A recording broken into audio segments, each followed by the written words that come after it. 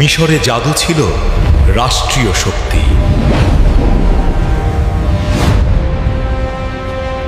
হাজার বছর আগে নাইল নদীর তীরে এক শক্তিশালী সভ্যতা গড়ে উঠেছিল। এই সভ্যতার শাসক ফেরাউন নিজেকে ঈশ্বর মনে করত। তার সবচেয়ে বড় অস্ত্র ছিল ভয় আর জাদু। এই জাদু ছিল চোখের ধোঁকা।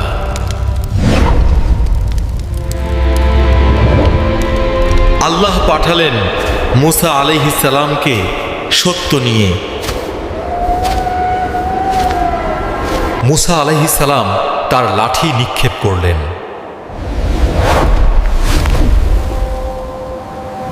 আর তা সত্যিকারের সাপে পরিণত হলো।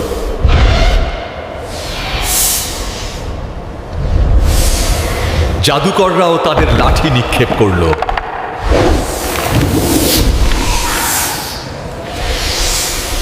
তখনই সত্য প্রকাশ পেল।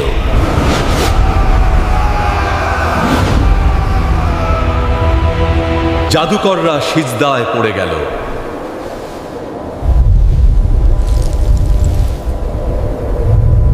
ফেরাউন ক্রোধে ফেটে পড়ল।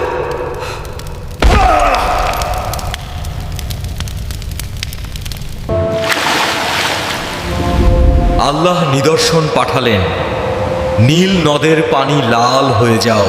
ব্যাং, উকুন, পঙ্গপাল মিশর ঢেকে ফেলল।